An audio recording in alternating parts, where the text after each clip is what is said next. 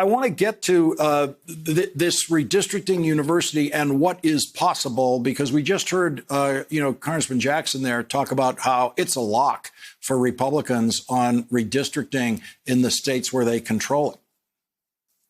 Well, he's as good a political prognosticator as he was a doctor, I think, at the White House. He's got some fundamentally incorrect facts there. It is not in the bag for Republicans.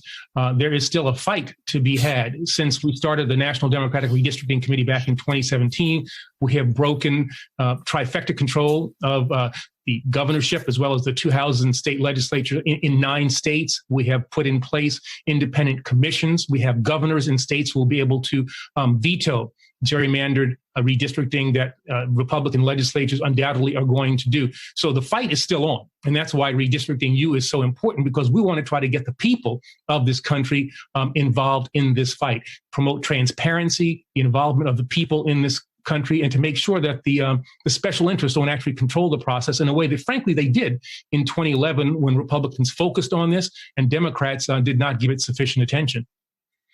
What are you asking of people in terms of their participation? Do you want them going to any, say, legislative hearings that it might be occurring, or hearings in state legislatures around the country about redistricting?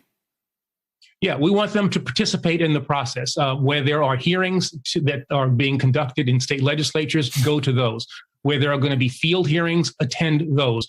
Figure out ways in which you can get in touch with your state legislator, senator, representative, to make sure that they're doing the right thing. There are 4 one-hour sessions that we are putting on. If you want to figure out how you can get involved, go to mobilize.us at All on the Line. Mobilize.us/all on the line, and you can find out there how you can be involved. There's 4 one-hour sessions that will make you a real warrior in the fight for a fair redistricting process, and that's all that we've been fighting for at the NDRC. We just want to make the process fair.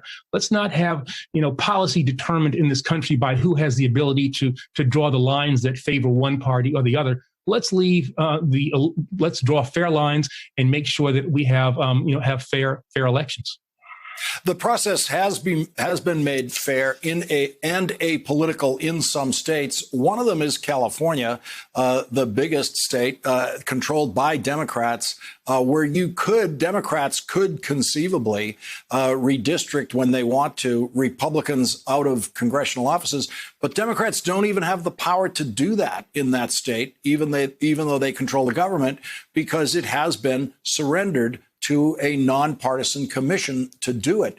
That's the ideal, but you can see in this situation where it leaves Democrats, in effect, politically unarmed in ways that Republicans remain armed.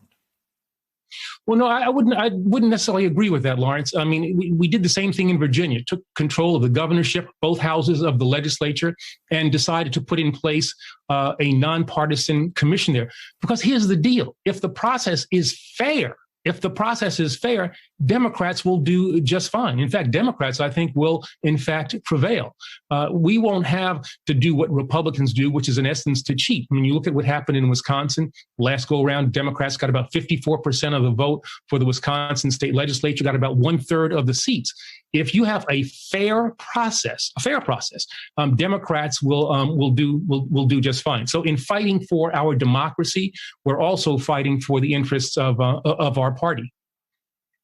One of the approaches that seems to no longer work in our politics is bringing public shame to an issue. Republicans just do not experience shame in any way. That's the thing Donald Trump taught them, that there's absolutely nothing to be ashamed about. Doesn't matter what the voters find out about Donald Trump and Stormy Daniels, or what Donald Trump is doing, calling, secretaries of state and asking them to change vote counts in Georgia. There's nothing to be ashamed about. And so, I mean, one of the things that I know you want to bring to this, when you bring light to it, is that, Republican office holders in states around the country would then be somehow shamed into doing something, I guess, less bad than what they were going to do. They don't have that capacity anymore, do they, to be shamed about what they're doing?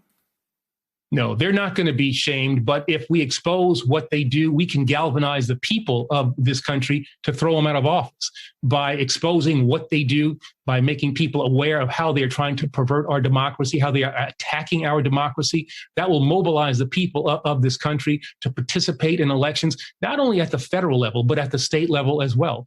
There are more people who are in favor of a fair system, more people in favor of having a robust democracy than supporting the minority views of the Republican Party. But it's going to take people power to get to make this happen. That's what Redistricting U is all about. That's what exposing what Republicans are going to try to do to the redistricting process is all about. There used to be legal challenges mounted to redistricting. What do you see that's left by way of possible courtroom remedies to really horrible versions of gerrymandering? Well, we've got a couple of venues and a couple of ways in which we can challenge gerrymandering. If there are racial gerrymanders, we can still bring cases in the federal courts, and we have done so and been successful there. In Virginia, for instance, if there are partisan gerrymanders, you can use the state constitutions and bring cases in the state courts. We did that successfully in Pennsylvania as well as in North Carolina. So we still have litigation options that are open to us in spite of what this very ideological and very partisan Supreme Court has ruled over the course of the past few years. We just heard the vice president say that this is the most important issue of our time, voter fairness in terms of specific voting rights and voting rights laws, as well as the gerrymandering process. What would you say to Senator Joe Manchin and any other Democrat who is reluctant to change a Senate rule in order to pass federal voting rights legislation, without which the Republicans are going to be able to continue to do what they want to do? You know, I would say that all those who don't think this is a time for action to remember the last century. Fascism and authoritarian regimes rose not because they were strong, but because democracies were weak and because democracies were not adequately protected. And this is the time for us to protect our democracy. One of the realities is that Democrats right now, we have the power to pass the For the People Act. We have the power right now to pass the John Lewis Voting Advancement Bill. We have 51 senators. We have 50 senators plus Senator Harris, plus Vice President Harris. We can pass these bills. At the end of this session of Congress, are we going to say that for whatever reasons, protecting some arcane Senate procedure, trying to get bipartisan efforts that are really not going to happen, that we're not going to use the power that we have to protect our democracy, given the history that we know of, and given the ways in which we know minority Republicans are going to use the power that we will cede to them to subvert our democracy. Now, this is a time to stand up for democracy. This is a time to face reality. This is a time for action. We're now getting reports that are kind of slipping out of Justice Department, various sources that during the Trump Justice Department, about different activities that the acting Attorney General or Attorney General Barr, others were involved in at different times. Do you believe that there should be a general review, a specific review of everything that the Trump Justice Department was up to that we're now reading about in occasional leaks here and there? Yeah, I think that what Attorney General Garland has done is correct. He's ordered the Inspector General to look at a wide range of things to make sure that that which was done didn't contravene Justice Department policies, regulations, and also determine whether any laws were violated. But I think we are in an extraordinary time in the transition from the Trump Justice Department to the Biden Justice Department.